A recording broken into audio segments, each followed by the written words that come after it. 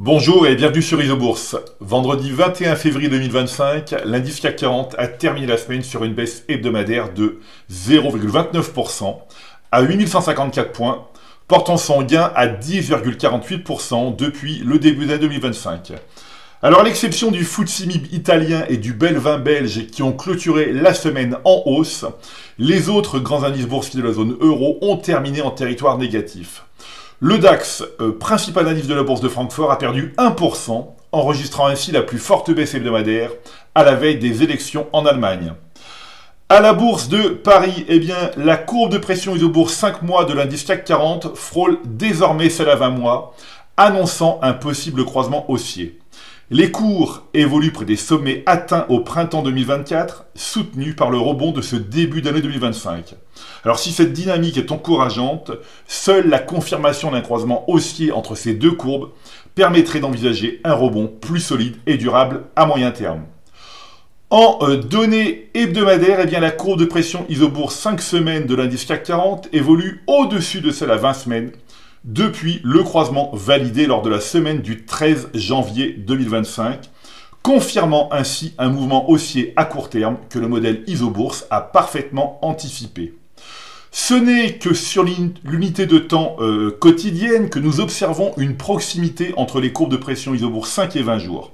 Alors un croisement baissier pourrait déclencher une consolidation légitime à très court terme, les élections allemandes étant un sujet, alors sans toutefois remettre en cause les effets positifs observés ces dernières semaines sur les horizons court et moyen terme.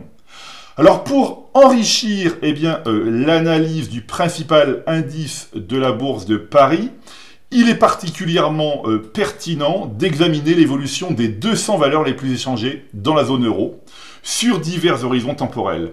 Cela permet d'approfondir la compréhension de la dynamique du marché.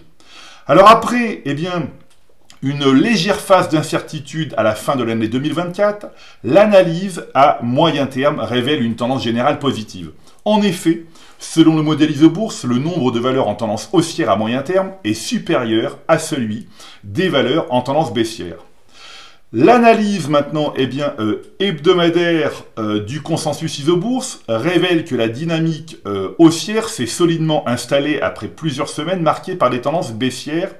Il y a quelques semaines, le nombre de valeurs en hausse a dépassé celui des valeurs en baisse, indiquant un retournement du marché et une nette amélioration des perspectives boursières à court terme.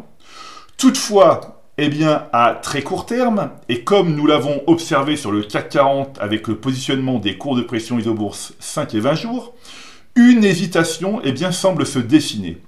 Le nombre de valeurs en baisse a récemment dépassé celui des valeurs en hausse. Cette évolution pourrait refléter une prise naturelle de bénéfices après le récent rebond ou des craintes liées aux élections de ce week-end outre-Rhin. Alors revenons à présent sur l'horizon moyen terme pour analyser deux valeurs qui ont marqué l'actualité de la semaine. Alors en tête du palmarès avec un gain hebdomadaire proche de 16%, GTT a fortement progressé après la publication de résultats 2024 en forte hausse, accompagnée de prévisions bien supérieures aux attentes pour 2025. Le modèle Isobourse est repassé positif à moyen terme en novembre 2024 sur le spécialiste du stockage de gaz naturel, suite au croisement haussier des courbes de pression Isobourse 5 et 20 mois. À l'opposé du palmarès, c'est Capgemini qui a enregistré une perte hebdomadaire supérieure à 11% après avoir dévoilé des résultats annuels sans surprise, accompagnés de prévisions prudentes pour 2025. Le modèle Isobourse est négatif à moyen terme sur le groupe de services numériques depuis le croisement baissier des cours de pression Isobourse 5 et 20 mois validé en juillet 2024. Voilà, écoutez, c'est maintenant à vous de faire le point de vos valeurs en portefeuille avec Isobourse. Je vous donne rendez-vous pour ma prochaine chronique et d'ici là, restez avec nous sur Isobourse.